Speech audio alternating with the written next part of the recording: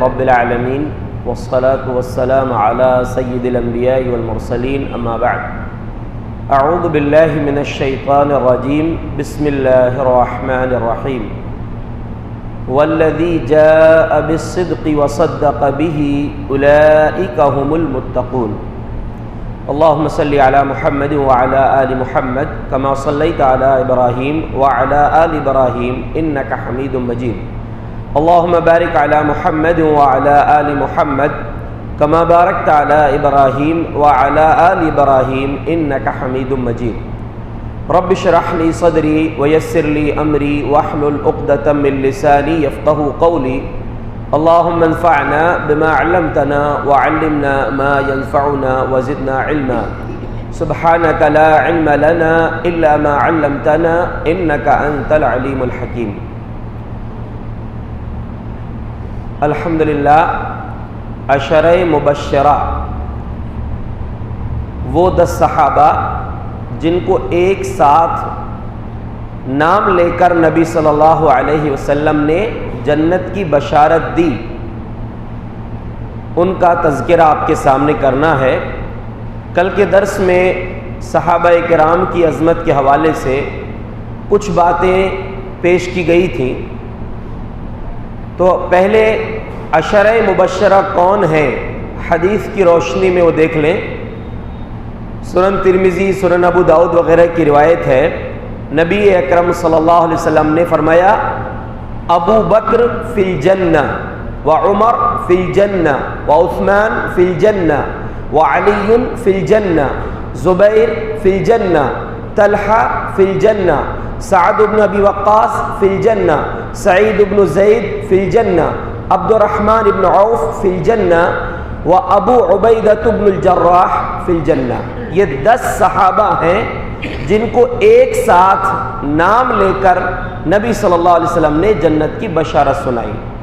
یہاں پر ایک سوال ہے جو سب کو آ سکتا ہے سب کے دل میں کہ کیا صرف انہی 10 صحابہ کو جنت کی بشارت ملی؟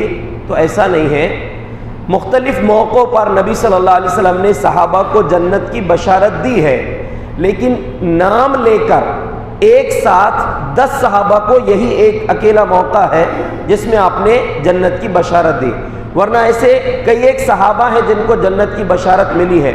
ایک مرتبہ آپ صلی اللہ علیہ وسلم نے صحابہ کے سامنے فرمایا 70,000 میری امت کے ایسے لوگ ہوں گے جو بغیر حساب کتاب کے جنت میں جائیں گے۔ تو وہ صحابہ جو 70,000 جائیں گے، وہ لوگ جو 70,000 بغیر حساب کی جنت میں جائیں گے، ان کا تذکرہ ہوا، ان کی خوبیاں بھی آپ نے بیان فرمائی کہ جو لوگ لا یتطیرون ولا یکتوون وعلی اللہ یتوکلون، وہ لوگ فال نہیں نکالتے، جھاڑ پھونک نہیں کرواتے اور اللہ رب العالمین پر وہ بھروسہ رکھتے ہیں۔ شرعی اعتبار سے قرآن و حدیث کی روشنی میں جھاڑ پھونک کرانا یعنی پڑھ کر پھونکنا یہ جائز ہے، لیکن ان کا ایمان، ان کا یقین اتنے اونچے درجے کا ہے کہ وہ اس چیز کو بھی اختیار نہیں کرتے۔ تو جب صحابہ اکرام کے سامنے بات آئی تو ایک صحابی کھڑے ہوئے، عکاشہ بن محصن رضی اللہ عنہ، کہا یا رسول اللہ ادعو اللہ لی ان یجعلنی منہم، اللہ کے رسول میرے لیے اللہ سے دعا کر دے کہ اللہ مجھ کو بھی ان 70,000 میں شامل کر دے۔ تو آپ نے فرمایا انت منہم، آپ بھی ان میں سے ہیں۔ دوسرے صحابی کھڑے ہوئے کہ اللہ کے رسول میرے لیے بھی دعا کر دیجئے۔ تو آپ نے فرمایا سبقک بہا عکاشہ، عکاشہ سبقت لے گئے، عکاشہ آگے بڑھ گئے، انہوں نے جو کہہ دیا ان کے لیے بات ہو گئی۔ ایسے اور بھی موقع، کل ہم نے جو بات بیان کی تھی بیعت رضوان، ایک درخت کے نیچے جو صحابہ کرام جن کی تعداد 1400 یا اس سے کچھ زائد تھی، جنہوں نے اللہ کے رسول صلی اللہ علیہ وسلم سے بیعت کی تھی، اللہ نے ان کی خوشنودی کا تذکرہ قرآن میں کیا اور پیارے رسول نے ان کے بارے میں فرمایا لا يدخل احد من بايع تحت الشجرہ فی النار، کہ جو شخص درخت کے نیچے مجھ سے جن لوگوں نے بیعت کی تھی ان میں سے کوئی بھی جہنم میں داخل نہیں ہوگا، یعنی سب کے سب وہ جنتی صحابہ ہیں۔ تو یہ 10 صحابہ ہیں جن کا نام لے کر اللہ کے رسول صلی اللہ علیہ وسلم نے جنت کی بشارت دی، جن میں سے پہلے نمبر پر حضرت ابو بکر صدیق رضی اللہ عنہ ہیں۔ ان کا اصل نام تو عبداللہ بن عثمان ہے، لیکن نام سے یہ زیادہ مشہور نہیں ہوئے۔ ابو بکر ان کی کنیت ہے، بکر اصل میں بولتے ہیں جوان اونٹ کو. عرب کے لوگ اپنے بچوں کا نام بکر رکھتے تھے عظمت کے لیے، عزت کے لیے. تو ابو بکر صدیق رضی اللہ عنہ اسی نام سے مشہور ہو گئے. اور آپ کا لقب، بہت سے لقب ہیں، ان میں سے مشہور لقب جو ہے ایک تو عتیق ہے. عتیق کے معنی ہوتے ہیں آزاد. حضرت عائشہ صدیقہ رضی اللہ عنہ فرماتی ہیں ایک مرتبہ ابو بکر صدیق رضی اللہ عنہ اللہ کے رسول صلی اللہ علیہ وسلم کے پاس آئے تو آپ نے فرمایا انت عتیق اللہ من النار، اے ابو بکر تم جہنم سے اللہ رب العالمین کی طرف سے آزاد کردہ ہو، اللہ نے تم کو جہنم سے آزاد کر دیا ہے. اس لیے فَسُمِّيَ يَوْمَئِذٍ عَتِيقًا، اسی دن سے ابو بکر صدیق رضی اللہ عنہ کا لقب عتیق پڑ گیا. اسی طریقے سے آپ کا مشہور لقب جو ہے وہ صدیق ہے، اور صدیق نام آپ کا اللہ کے رسول صلی اللہ علیہ وسلم نے بھی لیا ہے. غزوہ احد کے موقع پر جب جنگ ختم ہو گئی، احد پہاڑ پر آپ صلی اللہ علیہ وسلم ابو بکر صدیق، عمر فاروق اور عثمان غنی رضی اللہ عنہم، یہ تین صحابہ کے ساتھ آپ احد پہاڑ پر کھڑے ہوئے تو احد پہاڑ ہلنے لگا، جنبش آ گئی اس میں. تو آپ نے فرمایا اثبت یا احد فإن علیک نبی وصدیق وشہیدان، اے احد ٹھہر جا، ہلے مت، تیرے اوپر کائنات کی مقدس ہستیاں ہیں، ایک نبی ہے، ایک صدیق ہے اور 2 شہید ہیں تیرے اوپر. تو احد پہاڑ ٹھہر گیا. تو آپ صلی اللہ علیہ وسلم نے ابو بکر صدیق کو صدیق کہا. آپ کا یہ لقب کیوں پڑا؟ بہت مشکل موقعوں پر جب لوگ آپ صلی اللہ علیہ وسلم کو جھٹلا رہے تھے تب اللہ کے رسول صلی اللہ علیہ وسلم کی تصدیق کی تھی ابو بکر صدیق رضی اللہ عنہ نے، اور آپ کے صدیق ہونے کو اللہ نے قرآن میں بھی بیان کیا ہے. سورہ زمر کی جو آیت ابھی آپ نے تلاوت سنی اس میں اللہ تبارک و تعالیٰ نے فرمایا والذی جاء بالصدق وصدق به اولئک هم المتقون، وہ شخص جس نے سچائی کو لے کر آیا، یعنی محمد الرسول اللہ صلی اللہ علیہ وسلم، والذی جاء بالصدق وصدق به، اور وہ شخص جنہوں نے اس سچائی کو سچ مانا. مفسرین نے کہا ہے کہ اس سے مراد ابو بکر صدیق رضی اللہ عنہ ہیں. اولئک هم المتقون، یہی لوگ متقی ہیں. اور اس میں مفسرین نے دوسرا قول یہ کہا ہے کہ جو بھی سچ بیان کرے اور جو لوگ بھی سچ کو سچ مانے اس پر عمل کرے تو وہ لوگ بھی متقی ہیں. تو ابو بکر صدیق رضی اللہ عنہ کو اللہ نے خود صدیق کہا ہے گویا کہ اس آیت کی روشنی میں. اور خاص طور سے صدیق لقب اس دن پڑا تھا اللہ کے رسول صلی اللہ علیہ وسلم کو معراج کرائی گئی. آپ مکہ سے بیت المقدس گئے، بیت المقدس، یا اور وہاں سے پھر آپ نے آسمانوں کی سیر کر کے رات کے ایک حصے میں واپس آ گئے. جب صبح لوگوں کی، یہ مکی زندگی کا واقعہ تھا، مکہ میں ہی آپ کو معراج کرائی گئی تھی، آسمانوں کی سیر کرائی گئی. تو جب آپ واپس آئے تو صبح آپ نے لوگوں کے سامنے ذکر کیا کہ آج بیت المقدس میں نے دیکھ کر آیا ہے اور آسمانوں کی سیر کر کے آیا. تو لوگوں کو موقع مل گیا جھٹلانے کا، خاص طور سے ابو جہل وغیرہ کو، کہ یہ تو ناممکن سی بات تھی نا اس دور میں. آج کا بھی دور ہوتا تو کہا جا سکتا تھا، اس دور میں ناممکن سی بات تھی. تو ابو جہل حضرت ابو بکر صدیق رضی اللہ عنہ کے پاس آیا، یا مستدرک حاکم کی روایت ہے کہ اور لوگ ساتھ میں تھے. کہا کہ ابو بکر آج تو نیا معاملہ ہو گیا، تمہارے ساتھی نے تو ایک عجیب دعویٰ کر دیا ہے. کہا کیا بات ہے؟ کہا وہ کہہ رہے ہیں کہ آج رات کے ایک حصے میں بیت المقدس اور آسمانوں کی سیر کر کے آ گئے، بیت المقدس سے واپس آ گئے. اس دور میں بیت المقدس مکہ سے 40 دن کا سفر تھا، 40 دن کا. تو کہا کتنی دور سے یہ دعویٰ کر رہے ہیں کہ جا کے واپس آ گئے. تو ابو بکر صدیق رضی اللہ عنہ نے برجستہ کہا تھا لَإِن كَانَ قَالَ لَقَدْ صَدَقَ، اگر محمد الرسول اللہ صلی اللہ علیہ وسلم نے یہ دعویٰ کیا ہے تو بالکل سچ کہا ہے، اس میں جھوٹ ہو ہی نہیں سکتی. لوگوں نے کہا اَوَ تُصَدِّقُهُ ذَهَبَ فِي اللَّيْلَةِ إِلَى الْبَيْتِ الْمُقَدَّسِ وَجَاءَ قَبْلَ أَن يُصْبِحَ. ابو بکر عجیب آدمی ہو کہ تم اس بات پر تصدیق کر رہے ہو کہ رات کے ایک حصے میں وہ بیت المقدس گئے بھی اور صبح ہونے سے پہلے واپس بھی آ گئے. تو کہا لوگوں تصدیق کیسے نہ کروں، انی لأصدقه وهو ابعد من ذلك، میں تو اس سے زیادہ دور کی خبر پر تصدیق کرتا ہوں. یأتیہ الخبر من السماء فی غدوۃ او روحا. تم لوگ بیت المقدس جانے کی بات کرتے ہو، میں تو اس بات کو سچا مانتا ہوں کہ ان کے پاس تو آسمان سے صبح یا شام کے وقت خبریں آتی ہیں. جب آسمان کی خبروں کو تصدیق کر رہا ہوں میں، تو یہ بیت المقدس کی بات کیا ہے. اسی دن سے فسمی ابو بکر الصدیق، اسی دن سے آپ کا نام ابو بکر صدیق رکھ دیا گیا. تو معلوم ہوا کہ ابو بکر صدیق رضی اللہ عنہ کی صدیق ہونے کا جو لقب ہے وہ کس بنیاد پر رکھا گیا. ابو بکر صدیق رضی اللہ عنہ کا اگر دیکھیں گے تو ان کی بہت ساری خصوصیات ہیں. یہ اکیلے صحابی ایسے ہیں جن کو اللہ نے یہ شرف بخشا ہے کہ ان کی 4 پشتیں صحابیت کا درجہ رکھتی ہیں. ان کے ماں باپ بھی صحابی، ابو بکر صدیق خود صحابی، ان کی 6 اولاد، 3 بیٹے اور 3 بیٹیاں، وہ سب کے سب صحابی، اولاد کی اولاد بھی صحابی.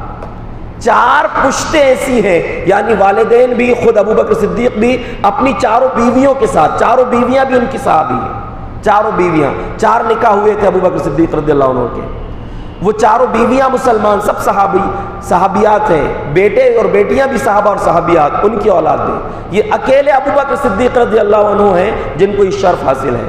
ابو بکر صدیق رضی اللہ عنہ کی بہت ساری خصوصیات ہیں. یہ وہ عظیم ہستی ہیں جن کے ایمان کی گواہی اللہ نے دیا ہے، جن کے ایمان کی گواہی اللہ کے رسول صلی اللہ علیہ وسلم نے دی. ابھی آپ نے آیت سنا کہ والذی جاء بالصدق وصدق به، یہ اللہ نے شہادت دی ہے حضرت ابو بکر صدیق کی ایمان کی.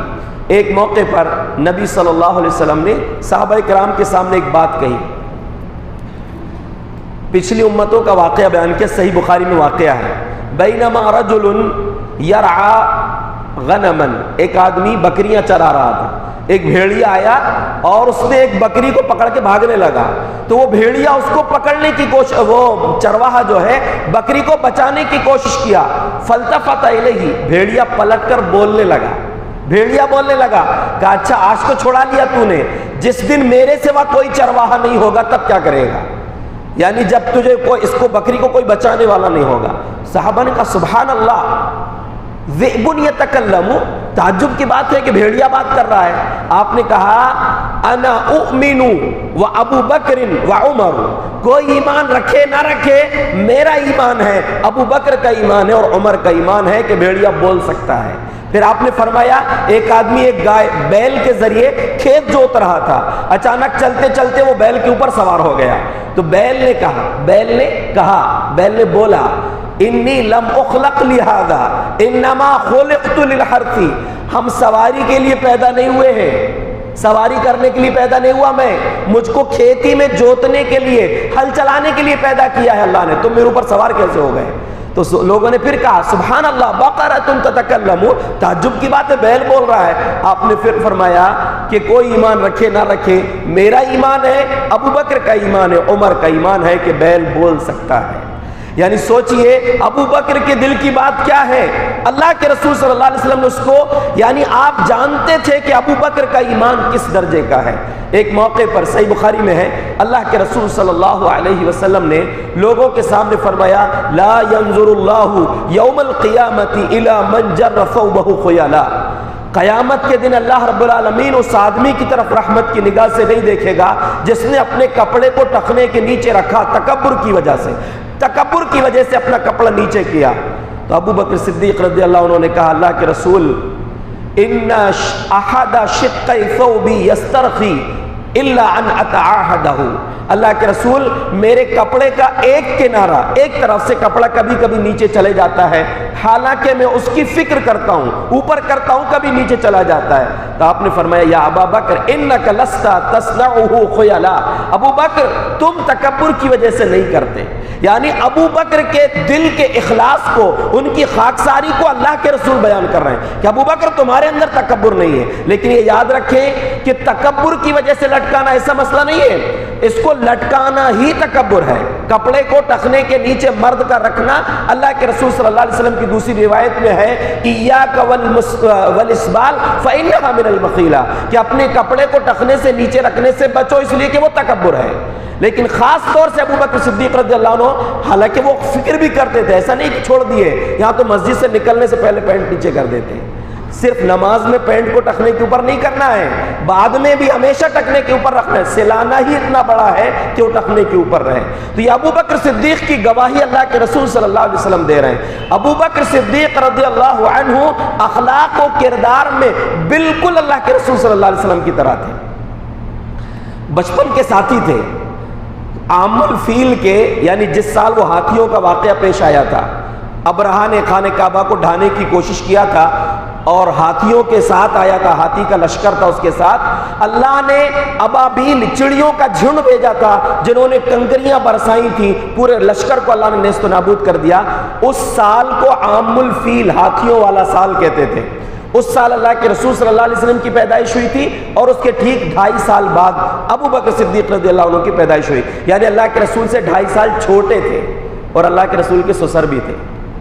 2.5 سال چھوٹے ہیں اللہ کے رسول سے، لیکن اللہ کے رسول کے سسر تھے۔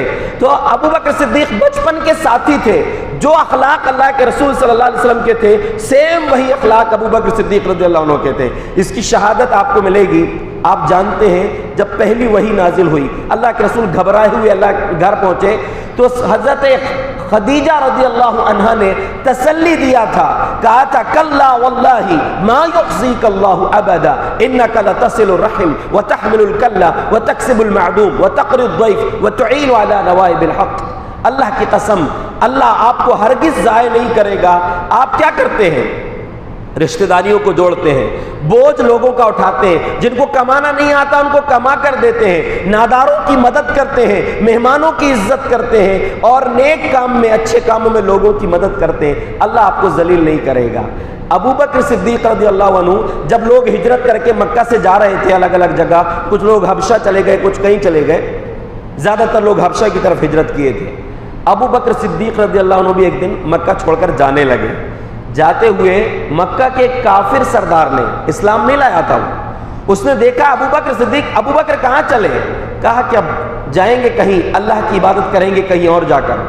تو کہا، ابن الدغنہ نام تھا وہ سردار کا، جو الفاظ حضرت خدیجہ رضی اللہ عنہا نے نبی صلی اللہ علیہ وسلم کے لیے کہا تھا، اس نے کہا ابن الدغنہ نے، یا ابا بکر ان مثلک لا یخرج ولا یخرج، اے ابو بکر تمہارے جیسا مثالی انسان، تمہارے جیسا عظیم انسان نہ تو کسی علاقے سے خود نکل سکتا ہے نہ اس کو نکالا جا سکتا ہے۔ کیوں؟ انک لتصل الرحم وتحمل الکل وتکسب المعدوم وتقری الضیف وتعین علی نوائب الحق۔ وہی خوبیاں گنایا جو ابو بکر صدیق رضی اللہ عنہ کے اندر وہ بتایا، جو اللہ کے رسول کے اندر خوبیاں تھیں، اور پھر واپس مکہ لے کر آیا۔ کہا مکہ والوں سنو، میں نے ابو بکر کو پناہ دی ہے، یہ اپنے گھر میں عبادت کریں گے۔ تو مکہ کے لوگوں نے کہا کہ ابن الدغنہ ہم تمہاری پناہ کو مان لیں گے، ہم ابو بکر کو تکلیف نہیں دیں گے، لیکن ایک شرط ہے، ان سے کہو گھر کے اندر عبادت کریں گے، باہر نہیں کریں گے۔ کہا ٹھیک ہے۔ کچھ دن تو ابو بکر اندر عبادت کی ہے، باہر میں پھر دل نہیں مانا، صحن میں ایک چھوٹی سی مسجد بنا لیے، کیونکہ جماعت کے ساتھ نماز پڑھنے کا اس وقت تک حکم نہیں تھا، یہ اسلام کی ابتدا کی بات ہے۔ تو گھر کے سامنے صحن میں بنا لیے، وہیں پر نماز پڑھتے تھے اور قرآن بھی زور سے پڑھتے تھے اور بہت روتے تھے قرآن پڑھتے ہوئے۔ مشرکین مکہ نے دیکھا کہ ان کی عورتیں، ان کے بچے ہجوم لگا لیتے تھے، آ کے جمع ہو جاتے تھے، قرآن سنتے تھے۔ تو مکہ کے لوگوں نے کہا یہ تو بڑا مسئلہ ہے۔ ابن الدغنہ سے کہا کہ سنیے، آپ کو ہم نے ایک شرط کے ساتھ اجازت دی تھی کہ ابو بکر اپنے گھر کے اندر عبادت کریں گے، یہ تو باہر عبادت کر رہے ہیں، ہمارے بیوی بچے ان کے فتنے میں پڑ جا رہے ہیں، یا تو اپنی ضمانت، اپنی امانت ان سے واپس لو، یا پھر ان کو کہو کہ گھر کے اندر عبادت کریں۔ ابن الدغنہ ابو بکر صدیق کے پاس آیا، کہا کہ دیکھیے میں نے آپ کو شرط کے ساتھ اپنی امان دیا تھا، یا تو آپ میری امان واپس کر دیں یا پھر اپنے گھر کے اندر رہیں۔ ابو بکر صدیق نے کہا انی ارد امانتک، میں تمہاری امان واپس کر دوں، نہیں چاہیے تمہاری حفاظت، تم میری حفاظت کرو، مجھے منظور نہیں ہے، مجھے اللہ رب العالمین اور اس کے رسول کی امانت کافی ہے، میں اللہ کے بھروسے رہوں گا، مجھے تمہاری بات نہیں سننی ہے۔ تو ابو بکر صدیق رضی اللہ عنہ کے اندر یہ خوبی تھی، یہ کوالٹی تھی کہ جو اخلاق اللہ کے رسول کے تھے سیم وہی اخلاق ابو بکر صدیق رضی اللہ عنہ کے تھے۔ اس کے علاوہ بہت ساری خوبیاں ابو بکر صدیق رضی اللہ عنہ کی تھی۔ ابو بکر صدیق کو اللہ کے رسول نے یہ مقام عطا کیا تھا، آپ نے فرمایا تھا لو کنت متخذن خلیلا من امتی لاتخذت ابا بکر خلیلا، اگر میں اپنی امت میں کسی کو اپنا دوست بناتا تو ابو بکر صدیق اکیلے وہ آدمی ہیں جن کو اپنی دوستی کے لیے منتخب کرتا۔ لیکن اسلام کا بھائی چارہ اور دوستی جو ہے یعنی صحبت جو بچپن سے ساتھ میں رہے وہ الگ بات ہے، کیونکہ اللہ نے مجھ کو اپنا دوست بنا لیا ہے، مجھے انسانوں میں کسی کو اپنا دوست نہیں بنانا ہے، اور اگر اس مقام کے لائق کوئی ہے تو ابو بکر صدیق ہیں۔ اللہ کے رسول صلی اللہ علیہ وسلم نے یہ بات ابو بکر صدیق کے بارے میں کہا تھا۔ حضرت عمرو بن عاص رضی اللہ عنہ فرماتے، صحیح بخاری میں ہے، میں نے ایک دن اللہ کے رسول صلی اللہ علیہ وسلم سے پوچھا ای الناس احب الیک، اللہ کے رسول لوگوں میں آپ کے نزدیک سب سے زیادہ پسندیدہ کون ہے، سب سے زیادہ آپ کو کس سے محبت ہے؟ قال عائشہ، آپ نے فرمایا عائشہ سے محبت ہے، ام المومنین سے۔ تو اس کے بعد کہا کہ وَمِنَ الرِّجَالِ، مردوں میں سب سے زیادہ کس سے محبت ہے؟ قال ابوہا، آپ نے فرمایا ان کے والد، یعنی حضرت عائشہ رضی اللہ عنہ کے والد ابو بکر صدیق رضی اللہ عنہ، آپ کے سب سے محبوب ترین شخصیت تھے ابو بکر صدیق رضی اللہ عنہ۔ اور یہ امت کا اتفاق ہے کہ دنیا میں انبیاء کے بعد سب سے مقدس ہستی کوئی ہے تو حضرت ابو بکر صدیق رضی اللہ عنہ۔ یہ وہ شخص ہیں جن کو اللہ تبارک و تعالیٰ نے قرآن میں جن کا تذکرہ کیا ہے۔ اللہ نے لوگوں سے کہا تھا الا تنصروہ فقد نصرہ اللہ اذ اخرجہ الذین کفروا ثانی اثنین اذ ہما فی الغار اذ یقول لصاحبہ لا تحزن ان اللہ معنا۔ لوگوں اگر تم میرے نبی کی مدد نہیں کرو گے تو مت کرو، ضرورت نہیں ہے، اللہ خود ان کی مدد کر لے گا۔ اللہ نے تو ان کی مدد اس وقت بھی کیا تھا جب وہ دونوں غار میں تھے۔ کون دونوں تھے غار میں؟ ہجرت کے سفر میں نبی صلی اللہ علیہ وسلم اور ابو بکر صدیق تھے۔ اپنے ساتھی سے کہا، نبی صلی اللہ علیہ وسلم نے کہا تھا ابو بکر صدیق، اللہ نے کہا ہے کہ ابو بکر صدیق اللہ کے نبی کے ساتھی تھے، کہا لا تحزن ان اللہ معنا، ابو بکر غم نہ کر، ان کا ٹینشن نہ لے، اللہ ہمارے ساتھ ہے۔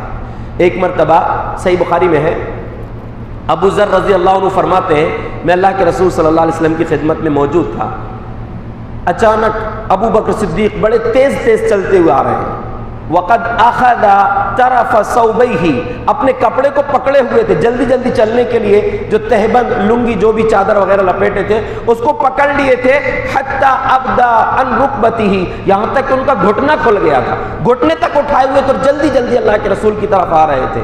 اللہ کے رسول نے جیسے اپنے یہ محبوب ترین صحابی ساتھی کو دیکھا تو کہا اما صاحبکم فقد غامرا، تمہارے ساتھی کا کچھ نہ کچھ مسئلہ بن گیا ہے، ان کے ساتھ کچھ حادثہ پیش آ گیا ہے۔ اللہ کے رسول کے پاس گھبرائے ہوئے آئے، اللہ کے رسول سے کہا اللہ کے رسول میرے اور عمر کے بیچ کچھ معاملہ بگڑ گیا تھا، میں نے غصے میں جلدی کر کے ان کو کچھ غلط بول دیا، لیکن احساس ہوا تو میں نے ان سے کہا عمر سے کہ مجھ کو معاف کر دو، فابا، عمر نے معاف کرنے سے انکار کر دیا۔ اللہ کے رسول میں آپ کی خدمت میں آیا ہوں، ان سے میرے لیے معافی کروا دیجیے۔ یعنی کتنے پاکیزہ دل تھے، کچھ بول دیے، فوراً کہا کہ مجھ کو معاف کر دو۔ حضرت عمر تھوڑی دیر کے لیے ناراض تھے، معاف کرنے سے انکار کر دیا، جواب دینے سے، تو فوراً اللہ کے رسول کی خدمت میں پہنچ گئے۔ اللہ کے رسول نے کچھ نہیں پوچھا ابو بکر صدیق سے، قربان جائیں ہمارے ماں باپ ان کی ذات پر قربان ہو، ابو بکر صدیق رضی اللہ عنہ سے ایک لفظ نہیں پوچھا کہ بات کیا ہو گئی تھی، کیوں بول دیے تھے تم نے، نہیں، کہا یغفر اللہ لک یا ابا بکر، یغفر اللہ لک یا ابا بکر، یغفر اللہ لک یا ابا بکر، اے ابو بکر اللہ تجھ کو بخش دے، 3 مرتبہ کہا۔ ابھی ابو بکر صدیق رضی اللہ عنہ بیٹھے تھے، ادھر حضرت عمر کو ندامت ہوئی، کتنے سچے دل تھے یہ لوگ، کتنے پاکیزہ دل کے لوگ تھے، شروع میں تو بول دیا کہ نہیں معاف کریں گے، لیکن ادھر ان کو بھی احساس ہوا، واپس ابو بکر صدیق کے گھر پہنچے، کہا کہ اسما ابو بکر، ابو بکر ہے کیا گھر میں؟ گھر سے جواب ملا کہ نہیں ہے، تو سمجھ گئے کہ یہاں کے علاوہ ابو بکر صرف اللہ کے رسول کے پاس ملیں گے۔ فوراً وہ بھی اللہ کے رسول کے پاس آئے، جیسے حضرت عمر کو آتا ہوا دیکھا فتمعر وجہ رسول اللہ صلی اللہ علیہ وسلم، حضرت عمر آ رہے ہیں، ادھر اللہ کے رسول صلی اللہ علیہ وسلم کا چہرہ مبارک بدلنے لگا، ابو بکر کو پریشان دیکھ کر اللہ کے رسول کا چہرہ بدلنے لگا کہ میرے ساتھی کو تکلیف ہوئی ہے۔ سوچئے مقام کتنا تھا ابو بکر کا کہ کچھ نہیں پوچھا کہ ماجرا کیا ہے، معلوم ہے کہ یہ وہ عظیم ہستی ہے یہ وہ عظیم ہستی ہے جس کا یہ مقام ہے. کہا جیسے اللہ کے رسول صلی اللہ علیہ وسلم کا چہرہ بدلنے لگا. پھر ابو بکر صدیق کا ادھر معاملہ کیا ہے؟ حتی اشفق ابو بکر، ابو بکر گھبرانے لگے کہ اللہ کے رسول کا چہرہ بدل رہا ہے، حضرت عمر کی سرزنش ہو جائے گی، عمر کو کچھ آپ کہیں گے. ادھر ابو بکر گھبرا گئے، اللہ کے رسول کے سامنے گھٹنے ٹیک کر بیٹھ گئے، گھٹنے رکھ دیا. کہ اللہ کے رسول واللہ یا رسول اللہ انی کنت اظلم، اللہ کی قسم اللہ کے رسول غلطی میری ہے. اللہ اکبر. سوچئے یہ صحابہ کے جذبات دیکھیے. ادھر عمر آ رہے ہیں، ابھی بتائے تھے کہ عمر سے کچھ کہہ دیا تھا تو عمر نے معاف نہیں کیے، میں آپ کے پاس آیا ہوں. اب اقرار کر رہے ہیں، یعنی بتا رہے ہیں کہ اللہ کے رسول غلطی ان کی نہیں ہے، معاف نہیں کیے، ٹھیک ہے، لیکن غلطی میری تھی، مجھ سے غلطی ہو گئی. اللہ کے رسول پھر بھی کچھ نہیں بولے.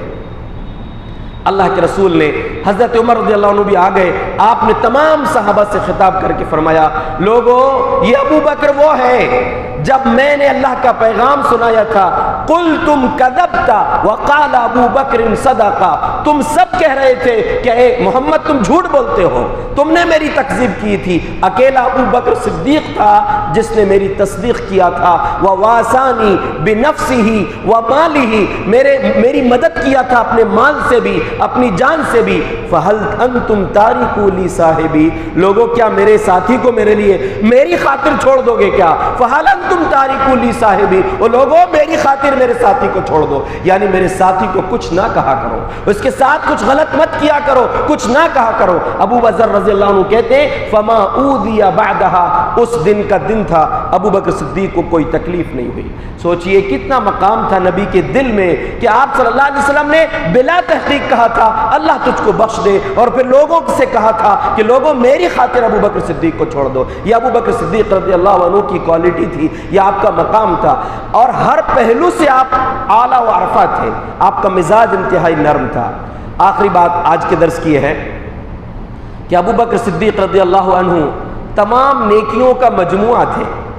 ہر نیکی، بہت سارے لوگ ہوتے ہیں الگ الگ، کسی کو نماز کا شوق، کسی کو صدقات و خیرات کا، کسی کو روزے رکھنے کا شوق، کسی کو جہاد کا جذبہ زیادہ ہوتا ہے. ہر ایک انسان میں بہت ساری خوبیاں ہوتی ہیں.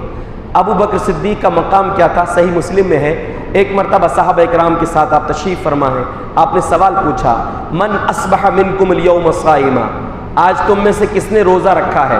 ابو بکر صدیق نے کہا انا، اللہ کے رسول میں نے روزہ رکھا ہے. آپ نے فرمایا من تبع منکم اليوم جنازۃ، آج تم میں سے کون کسی جنازے میں شریک ہوا ہے؟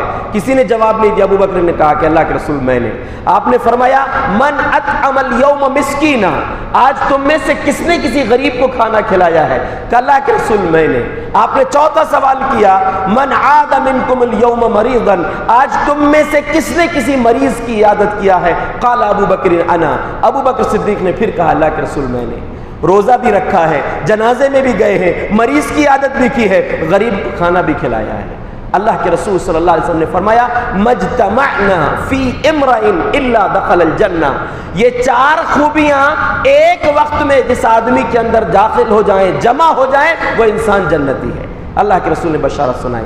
یہ حضرت ابو بکر صدیق کو یہ مقام حاصل تھا، نیکیوں میں ویسے ہی آگے بڑھتے تھے. ایک مرتبہ اللہ کے رسول نے اعلان کیا کہ اللہ کی راہ میں خرچ کرو. حضرت عمر کے پاس اس دن بہت سارا سامان تھا، کہا کہ آج تو ابو بکر صدیق سے بڑھ جاؤں گا. جذبہ حسد نہیں، کوشش نیکی میں آگے بڑھنے کی. گھر گئے، مال کو آدھا کیا، آدھا مال گھر میں رکھا، آدھا لے کر آ گئے. کہا اللہ کے رسول نے عمر گھر میں کیا چھوڑ کر آئے ہو؟ کہا اللہ کے رسول آدھا مال چھوڑ کر آیا ہے. ابو بکر صدیق بھی اپنا لے کر آئے.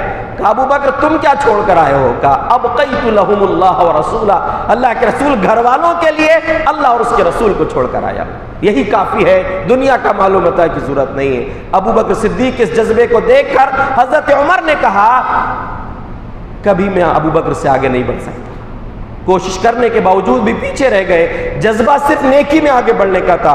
حضرت عمر قسم کھا کر کہا کرتے تھے، حضرت عمر رضی اللہ عنہ، کہ اللہ کی قسم اگر قیامت کے دن دنیا کے پورے انسانوں کی نیکی کو ایک پلے میں رکھ دی جائے اور اکیلے ابو بکر صدیق کے ایمان کو، دنیا کے لوگوں کا ایمان ایک پلے میں، اور ایک پلے میں اگر اکیلے ابو بکر صدیق کا ایمان رکھ دیا جائے تو ان کا ایمان بھاری پڑ جائے گا. یہ مقام تھا ابو بکر صدیق رضی اللہ عنہ کا. اسی لیے اللہ کے رسول نے ایک بڑی زبردست بشارت سنائی تھی. اللہ کے رسول صلی اللہ علیہ وسلم نے فرمایا لوگوں کے سامنے، صحیح بخاری میں ہے، کہ قیامت کے دن من انفق زوجین، جس نے دو چیزیں ایک ساتھ خرچ کیا، ایک چیز بھی آپ دیں ٹھیک ہے، دو چیزیں جوڑا کسی چیز کا آپ نے خرچ کیا، اللہ کے رسول نے فرمایا اس کو جنت کے کئی دروازوں سے پکارا جائے گا۔ پھر آپ نے فرمایا من کان من اہل الصلاۃ دعی من باب الصلاۃ، جو نماز کے زیادہ پابند تھے ان کو نماز کے دروازے سے پکارا جائے گا، جو رمضان کے علاوہ نفل روزے بھی رکھتے تھے ان کو ریان نامی دروازے سے پکارا جائے گا، جو جہاد کا شوق زیادہ رکھتے تھے ان کو جہاد کے دروازے سے پکارا جائے گا۔ الگ الگ دروازے، جنت کے 8 دروازے ہیں۔ ابو بکر صدیق رضی اللہ عنہ بھی موجود تھے مجلس میں کہ اللہ کے رسول ما علی ھذا الذی من دعی من تلک الابواب من ضرورہ، اللہ کے رسول یہ الگ الگ دروازوں سے جن کو پکارا جائے گا ان سے مجھے مطلب نہیں ہے، حل من احد یدعى من تلک الابواب کلھا، اللہ کے رسول کا ایسا بھی کوئی خوش نصیب ہوگا جس کو جنت کے 8 دروازوں سے پکارا جائے گا؟ آپ نے فرمایا نعم وارجو ان تکون منہم یا ابا بکر، ہاں ابو بکر ایسے خوش نصیب ہوں گے جن کو جنت کے سارے دروازوں سے پکارا جائے گا، اور مجھے امید ہے کہ وہ خوش نصیب تم بھی ہوگے۔ کتنا مقام ہے کہ جنت کے ہر دروازے سے کہا جائے گا ابو بکر یہاں سے آئیے، اس دروازے سے تشریف لائیے۔ کتنا عظیم مقام اللہ نے بخشا ہے۔ یہ ایسے ہی نہیں ملا، یہ ایسے ہی نہیں ملا، ان کی قربانیاں کیا تھیں اور کیا خوبیاں تھیں، یہ تو چند آپ نے سنا ہے۔ اللہ کے رسول صلی اللہ علیہ وسلم کے ساتھ زندگی کے معاملات کیسے تھے، انشاءاللہ اللہ کی توفیق سے بقیہ چیزیں کل اور اس کے بعد کے درس میں بیان کی جائیں گی۔ اللہ سے دعا ہے اللہ تبارک و تعالیٰ اس عظیم صحابی کی سچی محبت ہم سب کو نصیب فرمائے، آپ کے نقش قدم پر چلنے کی ہمیں توفیق بخشے، اور جنت میں ان عظیم ہستیوں کے ساتھ ہم سب کا حشر فرمائے۔ آمین۔ وآخر دعوانا ان الحمد للہ رب العالمین۔